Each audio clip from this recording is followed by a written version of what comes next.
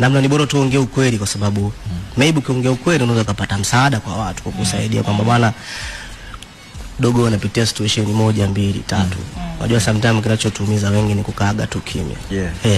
Kwa sababu ukikaa kimya hakuna mtu ambaye anajua situation zako unazopitia za maisha.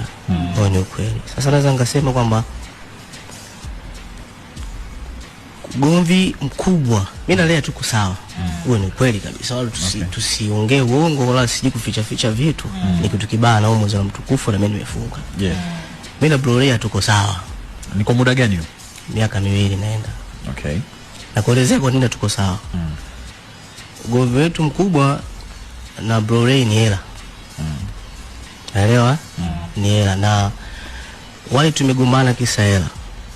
Bro, mimi nilikuwa nalala studio ile. Nilikuwa sina sehemu ya kukaa. Kama msanii wa lebo.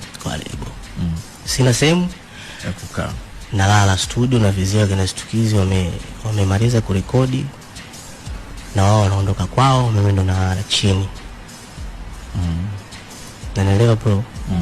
Nikaenda ile hali labda ngikosa usiku labda Mzava akiwa hana mchumba tuseme kwake, ndio naweza nikasema nikaenda kwa Mzava nikalala. Lakini sasa Mzava ni mtu watoto sana, kwa hiyo kupata muda kulala kwa Mzava inakuwa ni mara chache sana. Kwa muda mwingi mimi nilikuwa nalala studio. Hicho ni cha kwanza kabisa kilichonifanya mimi nianze kufuatilia mimi nalala studio msanii, haya maisha gani? Bora sio maisha mazuri. Ikabidi mimi niangalie kwamba okay, kwani mimi siingizi pesa kwenye kazi zangu ambazo natoa? Ikabidi sasa mimi nimfuate bro, nimwambie bwana brother, nahitaji tuongee. Akaniambia sawa. Nikamwambia bwana bro, kwani mimi sijai kuingiza hela kwenye muziki? Bro akaniambia bwana wewe hujai kuingiza hela hata 100. Hata 100. Ndicho nijibu bro.